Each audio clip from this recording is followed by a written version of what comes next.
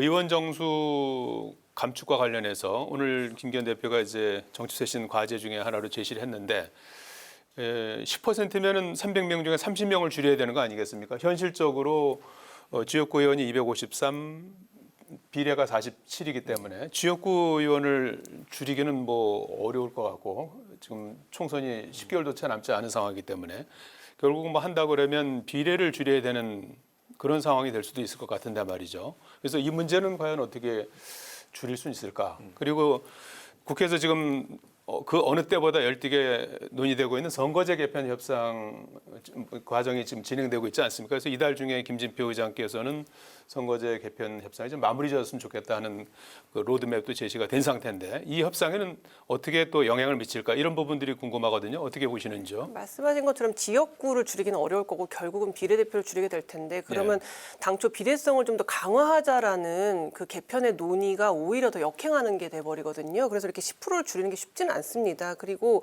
국회의원들 중에서 사라져야 될 사람들 사라져야죠. 아마 국민들 상당수가 이런 사람은 좀 국회의원 안 했으면 좋겠다는 사람들이 분명히 있을 겁니다. 그런데 지금 정치 지형이 오히려 억지 주장을 하는 그런 사람들만 살아남아요. 오히려 합리적인 이야기를 하는 사람들이 공천을 제대로 못 받을 위험이 있기 때문에 이런 식으로 정치 문화가 극악스러운 주장을 하는 사람들만 살아남는 상태에서 의원 수만 줄인다고 해가지고 오히려 더 이상한 사람들만 남는 국회가 될 수 있거든요. 그래서 이렇게 사람 수를 줄인다는 게 물론 국민들의 불신을 우리가 이런 식으로까지 개혁하겠다라는 의지는 보여줄 수 있지만 과연 이게 해답인가라는 거에 대해서는 우리가 좀 더 생각해 볼 필요가 있는 것 같고요. 아까 이제 얘기에 대해서 그냥 한 가지만 좀 덧붙이고 싶은 게 사실 이재명 대표의 그 연설 같은 경우에는 예전에 민주당과 싸우겠다는 얘기를 했어요. 윤석열과 더 이상 싸우지 않겠다. 우리는 국민의힘이 아니라 과거의 민주당과 싸우면서 혁신하겠다는 얘기를 했는데 사실 연설의 내용의 대부분은 윤석열 정부에 대한 비판이었고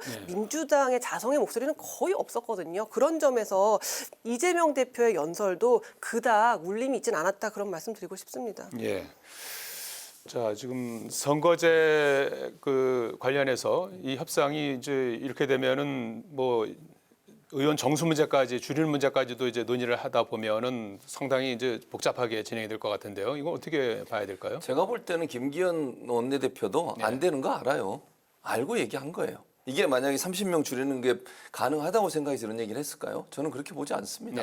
그냥 던지는 거예요. 그러니까 뭔가 김기현 원내대표 입장에서는 본인이 이제 대표죠, 죄송합니다.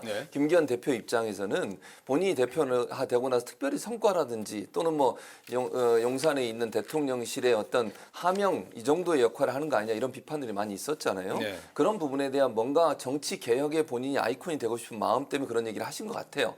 근데 실제적으로 현실적으로 지금 총선이 10개월 정도 남았는데 이게 가능하겠습니까? 불가능해요, 이거는. 그럼 본인도 알 거예요. 왜냐하면 이게 민주당뿐만 아니라 국민의힘 내부에 있는 의원들도 반대해요. 자기 지역구가 없어지고 비례성 강화하겠다는데 비례가 없어지고 이런 부분들을 누가 받아들이겠습니까? 국민들이 원하는 건 줄이라고 하는 건 지역구 줄이라는 거예요. 비례성보다도.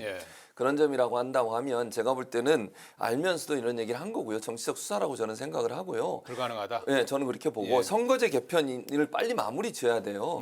할 수 있는 것, 합의가 가능한 것부터 접근을 해야지. 이거 엉터당통하게 또다시 뭐 의원수 줄이자 이거 던져놓으면요 아무것도 못해요 그러면. 그래서 이 문제는 뭐 김기현 대표께서 본인의 어떤 정치적인 그런 모습을 보이려고 했는지 모르겠지만 이 문제를 다룰 게 아니고 지금 접근돼 있는 부분이 있지 않습니까? 선거구제 뭐 예를 들면 도농복합형으로 가든지 아니면 비례대표를 늘리는 방안이든지 이런 부분들에 대해서 논의가 빨리 진전이 돼야 된다. 또다시 의원 정수 줄이는 으로 돌아가 버리면 아무것도 못해요 그러면. 그러니까 시간이 없는 만큼 접근 가능하고 합의 가능한 부분부터 접근해서 얘기를 해야지 이런 얘기를 하는 것은 결코 선거구제 개편에 도움이 안 된다 이렇게 생각합니다.